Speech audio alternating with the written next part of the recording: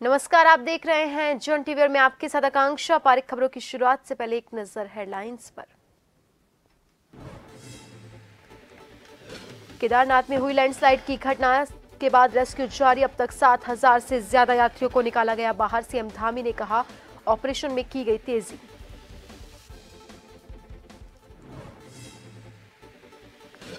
इस 21 अगस्त से ग्रीष्मकालीन राजधानी भराड़ीसैंण में आयोजित होगा उत्तराखंड पंचम विधानसभा का द्वितीय सत्र। मानसून सत्र को लेकर सीएम धामी ने दी सहमति।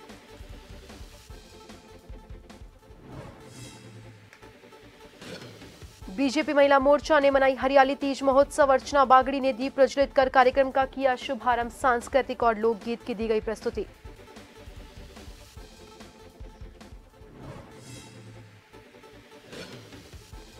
एसटीएफ और वन विभाग की संयुक्त कार्रवाई। 2 लेपर्ड की खाल के साथ एक तस्कर गिरफ्तार। 7 दिन में 4 तस्कर हो चुके हैं अरेस्ट।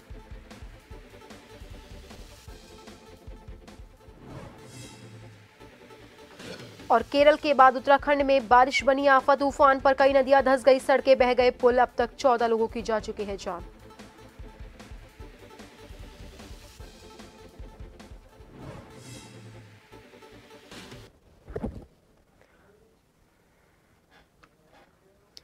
लैंडस्लाइड की घटना के बाद वहां फंसे यात्रियों को निकालने के लिए चलाए जा रहे रेस्क्यू ऑपरेशन में हजारों यात्रियों को सुरक्षित रेस्क्यू किया गया, जबकि अभी भी रेस्क्यू ऑपरेशन जारी है। इसके साथ ही जो लोग फंसे हुए हैं उनके खाने पीने का इंतजाम भी किया जा रहा है। मुख्यमंत्री का कहना है, बारिश की वजह से हुए लैंडस्लाइड की वजह से कई रास्ते टूट चुके हैं, कई भवनों को नुकसान पहुंचा और जो लोग फंसे हुए हैं प्राथमिकता के तौर पर उनको निकालने के लिए रेस्क्यू ऑपरेशन भी तेजी से किया जा रहा है। अब तक 7,000 से ज्यादा यात्रियों को रेस्क्यू कर लिया गया है। मुख्यमंत्री पुष्कर सिंह धामी का कहना है, केदारनाथ मार्ग में जो यात्री फंसे हुए हैं उनके खाने पीने के लिए राशन की भी पर्याप्त व्यवस्था की गई है। क्योंकि सड़क का नुकसान हुआ है और जो यात्री हमारे फंसे हुए थे उन सभी यात्रियों को निकालने का काम चल रहा है। लगभग 7,000 से भी ज़्यादा लोगों को कल तक रेस्क्यू किया जा चुका है और जो भी लोग हैं उनको सभी को सुरक्षित स्थानों पर निकाल रहे हैं, क्योंकि बड़ी संख्या नहीं है और रास्तों बनाने का काम भी तेज गति से चल रहा है। जो भी संपत्तियां हमारी नुकसान हुई हैं वहाँ पर जो भी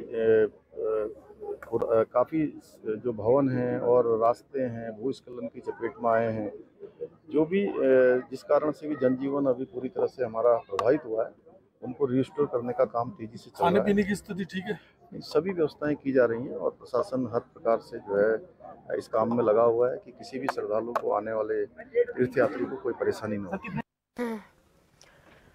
उत्तराखंड विधानसभा का सत्र मानसून सत्र 21 अगस्त से 23 अगस्त 2024 भराड़ीसैंण में आहूत किया जाएगा। ये जानकारी संसदीय कार्य मंत्री प्रेमचंद अग्रवाल ने दी। उन्होंने कहा कि सरकार की ओर से सत्र की सभी तैयारियां पूरी कर ली गई है। इस बार लोकसभा चुनाव से पहले धामी सरकार ने 2024-25 का बजट सत्र देहरादून में कराया था, जबकि हर साल गैरसैंण के भराड़ीसैंण स्थित विधानसभा भवन में बजट सत्र आयोजित किया जाता है। संसदीय कार्य मंत्री प्रेमचंद अग्रवाल ने बताया कि पिछले मंत्रिमंडल की ओर से सीएम धामी को सत्र का समय और स्थान तय करने के लिए अधिकृत किया था।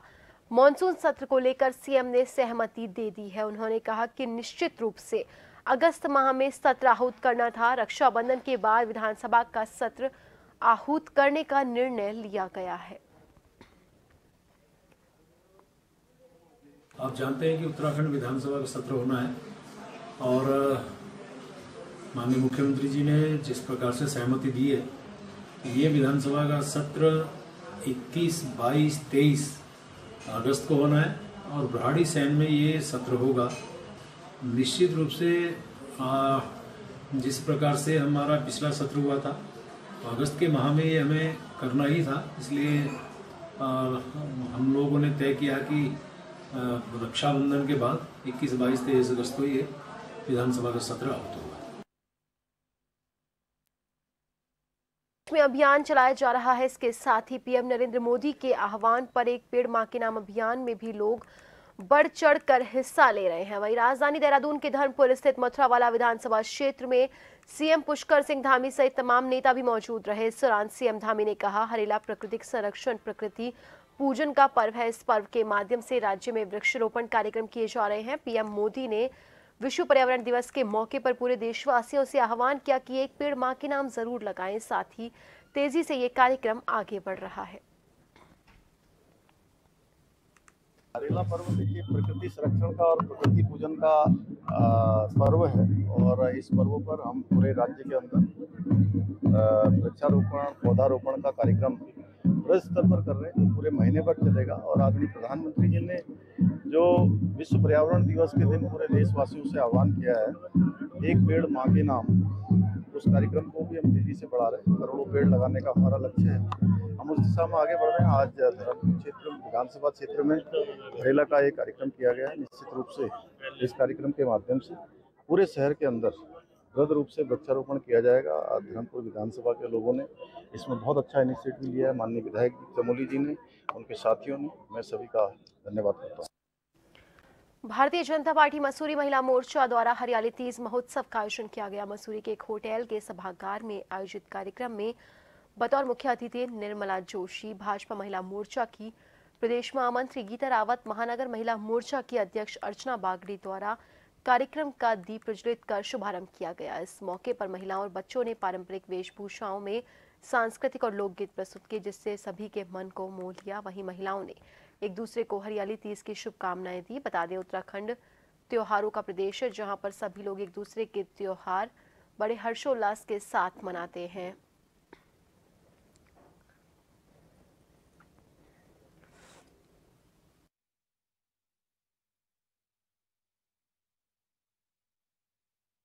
सभी बहनों को तीज की बहुत बहुत बधाई। उत्तराखंड में निवासरत जहाँ पर भी तीज का त्यौहार मनाया जाता है, जो तीज के व्रत को लेती हैं, उन पे माँ पार्वती का, भगवान भोलेनाथ का आशीर्वाद बने। देखिए, भारतीय जनता पार्टी की ही सरकार है जो महिलाओं के प्रति सभी जितनी भी योजनाएं हैं या महिलाओं के हित में जो कुछ हो सकता है वो भारतीय जनता पार्टी की सरकार ने ही किया है। 1 वर्ष की बात थी, इस वर्ष भी हमने तीज का जो पर्व है वो हर्षोल्लास के साथ मनाया है। तीज का त्यौहार मनाने का मकसद ये है, पहले तो आपको पता है तीज इसलिए मनाई जाती है कि इस दिन भगवान शिव ने पार्वती जी का जो विवाह का प्रस्ताव था वो स्वीकार किया था। तो बहनों में एक हर्षोल्लास है।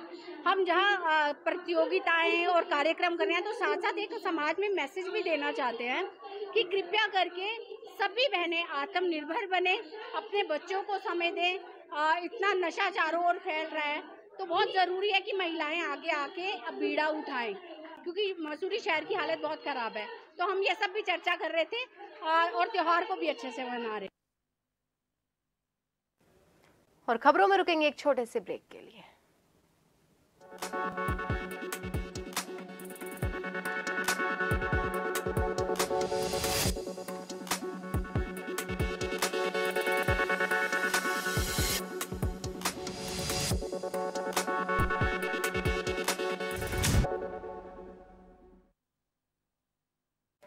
ब्रेक के बाद एक बार फिर से आप सभी का स्वागत है। बढ़ते हैं अगली खबर की ओर। चमोली का सबसे दूरस्थ गांव डुमक विगत कई सालों से सड़क संबंधित समस्याओं से जूझ रहा है। डुमक गांव में एक बार फिर से ग्रामीणों के द्वारा सड़क संबंधित समस्या का पूरा न होने के चलते एक बार फिर से ग्रामीणों के द्वारा अनिश्चितकालीन क्रमिक धरना प्रदर्शन हो चुका है। आपको बता दें कि डुमक गाँव में चौथे दिन ग्रामीणों के द्वारा क्रमिक धरना प्रदर्शन जारी रहा। इस दौरान ग्रामीणों ने सड़क संबंधित विभाग से लेकर शासन और प्रशासन के खिलाफ जमकर नारेबाजी की।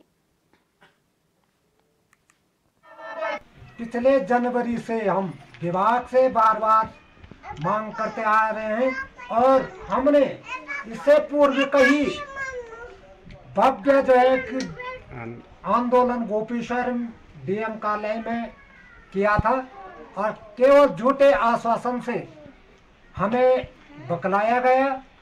इसे हम आपके आश्वासन पे आ गए थे।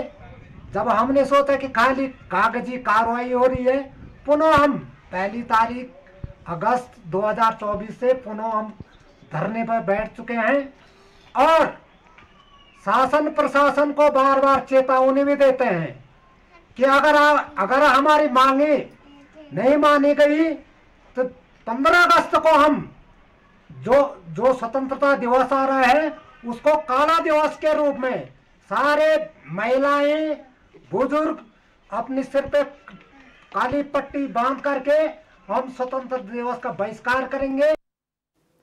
हाईकोर्ट ने पूर्व के आदेश का पालन नहीं करने पर तत्कालीन पंजाब नेशनल बैंक के डिप्टी जोनल मैनेजर हरिद्वार के खिलाफ जमानती वारंट जारी किया। वरिष्ठ न्यायमूर्ति मनोज कुमार तिवारी की एकल पीठ ने 20 अगस्त को डिप्टी जोनल मैनेजर और क्षेत्रीय शाखा प्रबंधक को कोर्ट में पेश होने के भी आदेश दिए। हरिद्वार के रुड़की निवासी उमा अग्रवाल ने हाई कोर्ट में याचिका दायर कर कहा था कि उन्होंने पीएनबी बैंक से हाउस लोन लिया था।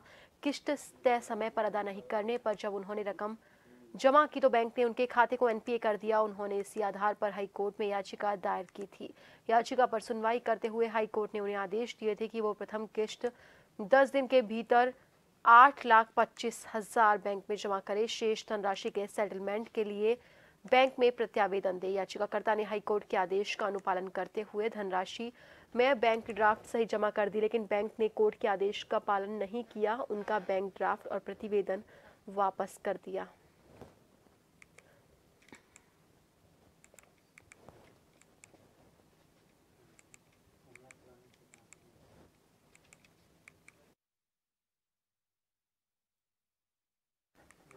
पिथौरागढ़ जिला अधिकारी रीना जोशी की अध्यक्षता में कलेक्टर सभागार में सीएम ग्राम संपर्क योजना के अंतर्गत प्रस्तावित सड़कों के चयन के संबंध में जिला स्तरीय समिति वित्तीय वर्ष 2024-25 की बैठक आयोजित हुई। बैठक में मुख्यमंत्री ग्राम संपर्क योजना के अंतर्गत राज्य के 250 आबादी वाले गांव और तकरीबन 1.5 किलोमीटर पैदल दूरी वाले गांव को सड़क मार्ग सुविधा से जोड़ा जाना है, जिसकी कार्य प्रगति जिला अधिकारी ने संबंधित अधिकारियों से ली। जिला अधिकारी ने पीएमजीएसवाई और लोक निर्माण विभाग के अधिशासी अधिकारियों को निर्देशित किया कि जो प्रस्ताव मुख्यमंत्री ग्राम संपर्क योजना के अंतर्गत प्राप्त हुए हैं उनका एक बार फिर से क्रॉस चेकिंग करते हुए तत्काल वस्तु स्थिति रिपोर्ट उपलब्ध करवाना सुनिश्चित करें, ताकि प्राप्त प्रस्तावों को चयन समिति की सहमति के बाद बजट की उपलब्धता के लिए शासन को भेजा जा सके।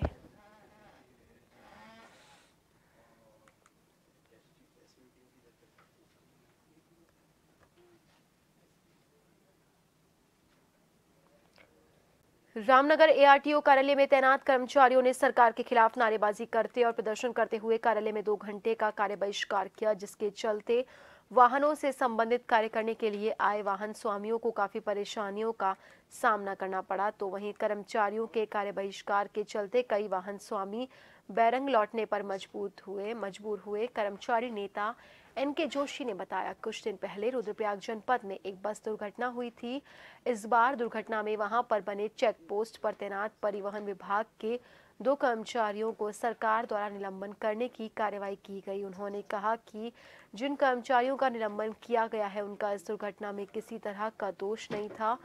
निलंबन हुए कर्मचारियों का निलंबन सरकार से शीघ्र वापस लेने की मांग करते हुए कहा कि यदि उनकी मांग पूरी नहीं हुई तो कर्मचारी सोमवार को भी कार्यालय में 2 घंटे का कार्य बहिष्कार करेंगे।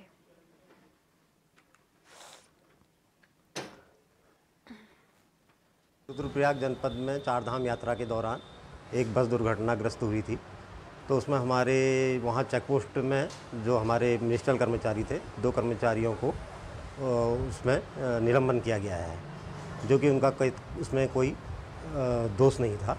तो इसी के हम बहाली के लिए ये आंदोलन कर रहे हैं। प्रथम चरण में हम 2 घंटे का कार्य बहिष्कार कर रहे हैं।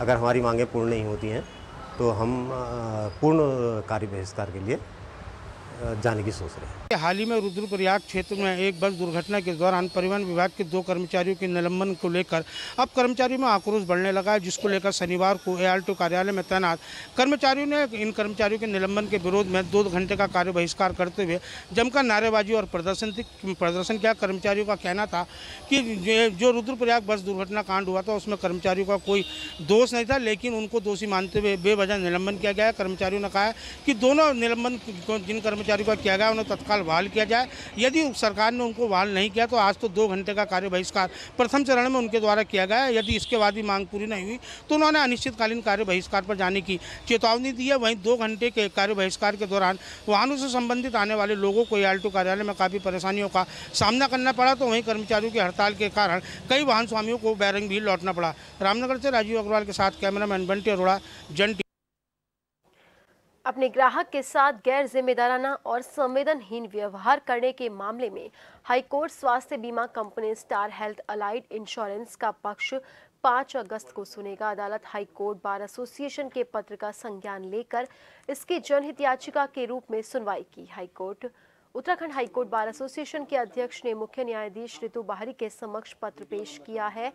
पत्र में कहा गया कि उनके सहयोगी हाईकोर्ट के अधिवक्ता को 3 दिन पहले ब्रेन स्ट्रोक हुआ था। उन्होंने पहले BD पांडे अस्पताल नैनीताल और फिर कृष्णा नर्सिंग होम हल्द्वानी में भर्ती करवाया गया था, जहां उन्हें 72 घंटे तक ICU में रखने के बाद देहरादून के मैक्स हॉस्पिटल में भर्ती करवाया गया। वहां 31 जुलाई 2024 को उनका तत्काल ऑपरेशन किया गया। उनके सहयोगी अधिवक्ता के पास Star Health Allied Insurance company के स्वास्थ्य बीमा पॉलिसी है, लेकिन कंपनी ने उन्हें तत्काल वित्तीय सहायता देने से इनकार कर दिया। इस कारण अस्पताल में उन्हें वित्तीय समस्या से जूझना पड़ रहा है। अपने उपभोक्ता के साथ कंपनी की इस तरह की धोखाधड़ी है, ये कंपनी की संवेदनहीनता है।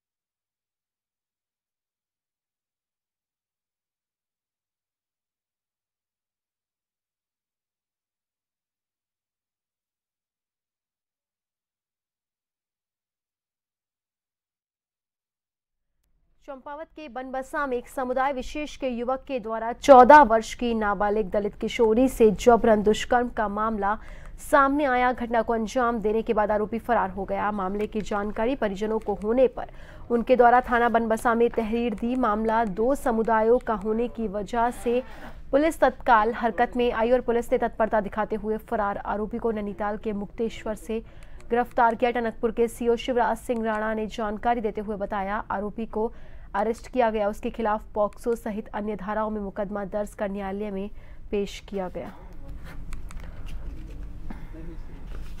तहरीर आई कि एक बालिका जो है नाबालिग यहाँ कैनाल जो हमारे चौकी है बेल बंद कोर्ट पर, उसमें एक दूसरे समुदाय के लड़के द्वारा बलात्कार किया गया था और जिसमें पुलिस द्वारा तुरंत कार्रवाई करते हुए उसकी गिरफ्तारी की गई और उसमें माननीय न्यायालय में प्रेषित किया जा रहा है। और फिलहाल के लिए बुलेटिन में इतना ही। बने रहिए जन टीवी के साथ। नमस्कार।